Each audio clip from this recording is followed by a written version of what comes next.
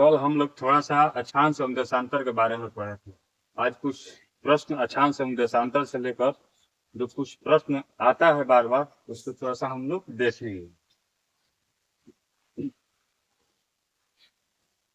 Globe को ठीक उत्तरी एवं दक्षिणी दो भागों में बराबर काटती उस रेखा का क्या नाम है?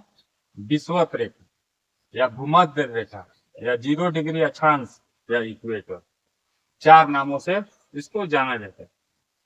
और ग्लोब को पूर्वी एवं पश्चिमी भागों में काटता है, उसको 0 डिग्री देशांतर रेखा कहते हैं या प्रधान समय रेखा या ग्रीनविच रेखा। ग्रीनविच एक शहर का नाम है जो लंदन में स्थित है। आइए ग्लोब पर कुछ हम लोग अक्षांश एवं देशांतर रेखाएं के बारे में कल एक वीडियो में पढ़े थे, कुछ और छूटे हुए प्रश्नों को दोबारा हम लोग देखते हैं। ग्लोब को ठीक दो भागों बराबर भागों में, उत्तरी गोलार्ध और दक्षिणी गोलार्ध दो बराबर भागों में जो रेखा काटती है उसका नाम है विषुवत रेखा, भूमध्य रेखा, 0 डिग्री अक्षांश रेखा, इक्वेटर रेखा। चार नामों से इसको हम जानते हैं। 0 डिग्री अक्षांश रेखा होता है और ग्लोब को पूर्वी एवं पश्चिमी दो बराबर भागों में काटता है, उसको 0 डिग्री देशांतर रेखा कहते हैं या प्रधान समय रेखा, जो ग्रीनविच शहर, लंदन के ग्रीनविच शहर से गुजरता है और उसी शहर के नाम पर इस रेखा का नाम ग्रीनविच रेखा भी कहते हैं। अक्षांश रेखाएं जितना दूरी यहाँ पर रहेगा ये समानांतर होती है। अक्षांश रेखाएं आपस में समानांतर होती है। जितना दूरी यहाँ पर होगा अक्षांश रेखाओं की उतना ही यहाँ पर और इतना ही यहाँ पर। लेकिन देशांतर रेखाएं समानांतर नहीं होती है। देशांतर रेखाओं में आपस में सबसे ज्यादा दूरी विषुवत रेखा के पास होता है और सबसे कम दूरी ध्रुव के पास होता है। नॉर्थ पोल, साउथ पोल, उत्तरी ध्रुव, दक्षिणी ध्रुव, ये हो गया पूरब, ये हो गया पश्चिम। और अक्षांश रेखा की समानांतर ही कर्क रेखा होती है जिसको 23.5 डिग्री को कहा जाता है, जो भारत के लिए सबसे महत्वपूर्ण है क्योंकि कर्क रेखा भारत की 8 राज्यों को छूते हुए निकलती है।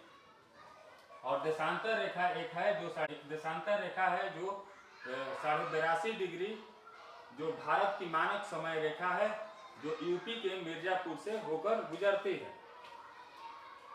सबसे ज्यादा सीधा प्रकाश सूर्य का मकर रेखा एवं कर्क रेखा पर पड़ता है। तापमान का स्थिति यहाँ पर ग्लोब पर कुछ और होता है, इधर कुछ और होता है, इधर कुछ और होता है। सूर्य की सीधा सीधा किरण कर्क रेखा और मकर रेखा पर पड़ती है। भारत ग्लोब में उत्तरी गोलार्ध में स्थित है।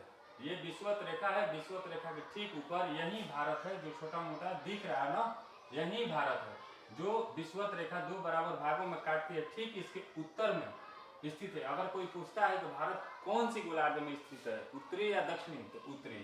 फिर पूछता है कि भारत पूर्वी देशांतर है कि पश्चिमी देशांतर, पूर्वी देशांतर की तरफ। भारत की स्थिति उत्तरी अक्षांश एवं पूर्वी देशांतर में स्थित है।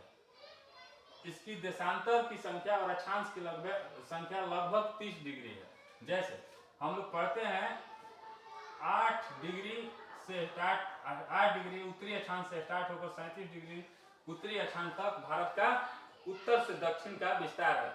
अब पूरब से पश्चिम 68 डिग्री पूर्वी देशांतर से लेकर 97 डिग्री पूर्वी देशांतर तक भारत की विस्तार है, भारत की विस्तार है, जो 68 से इसका बीच का दूरी लगभग 30 डिग्री होता है और 8 डिग्री से 100 डिग्री तक दूरी 30 डिग्री होता है। यानी कि अक्षांश, भारत के अक्षांशीय विस्तार भी लगभग 30 डिग्री और देशांतरीय विस्तार भी लगभग 30 डिग्री है।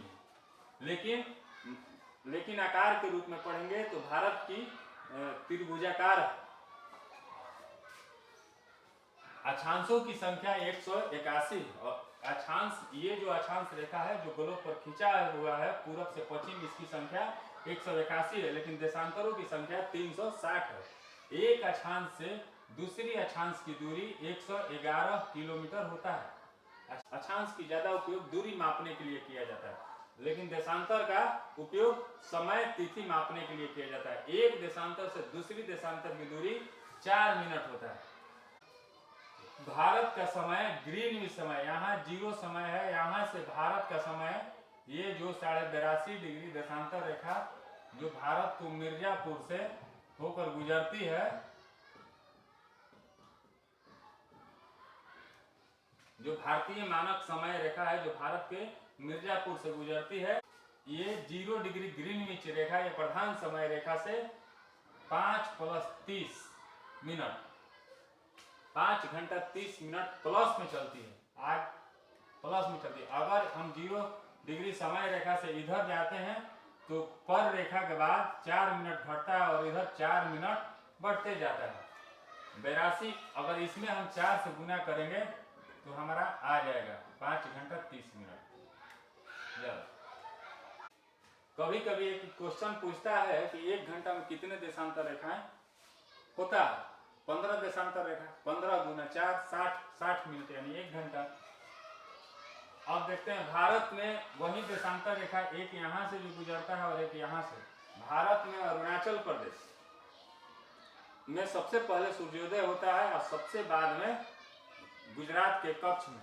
अरुणाचल प्रदेश और गुजरात की समय की अंतराल देखेंगे तो 2 घंटा होता है। चलिए ठीक है, थैंक यू। लाइक करिए, सब्सक्राइब करिए और दोस्तों में शेयर करिए। फिर मिलते हैं नेक्स्ट वीडियो के साथ।